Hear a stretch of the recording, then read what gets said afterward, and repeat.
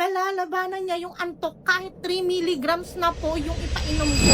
Itong video na pinakita ko sa inyo, dumaan lang to sa FYP ko, nag-i-scroll-scroll lang ako, tapos, nagulat ako, may hawak siya magnesium glycinate powder. At ang nakakatuwa ton, galing sa amin ito, binili niya sa Clover Alley. Ang nakakatuwa talaga dito, nag-work sa kanyang anak. At ang pinakamaganda dyan ay nag-consult muna siya sa pedya at nag-research ng mabuti. Kasi ang problema sa melatonin, kung mapapansin nyo, yung melatonin, ang daming dosages na available niyan in the market at minsan nalilito ka na talaga which one is for you. Meron kasing 1 mg, 3 mg, 5 mg, 10 mg, and it can go high as much as 20 milligrams na napakataas. At isa ding disadvantage sa pag-take ng melatonin, for example, nag-take ka ng 5 milligrams, tapos hindi nag-take effect, magkakaroon ka ng urge na mag-take ng isa pa. So, dodoble na yung dosage. Tapos, meron ding iba na nagte-take up to 20 milligrams at wala pa rin effect kasi naka-adapt na yung katawan nila. Saka, pangalawa, isa ding disadvantage ng pag-take ng melatonin ay nagkakaroon ka ng wild dreams. Minsan, iba binabangungot. Ipapakita din ako screenshots about melatonin. Yan. Yung magnesium glycinate naman, ang ginagawa niya, nire-relax niya yung muscles mo. At nakaka-reduce siya ng stress and anxiety. Ito yon. Kung gusto niyo mapanood yung full review ni Mami about sa anak niya na may autism, ilagay ko yung link dyan sa baba.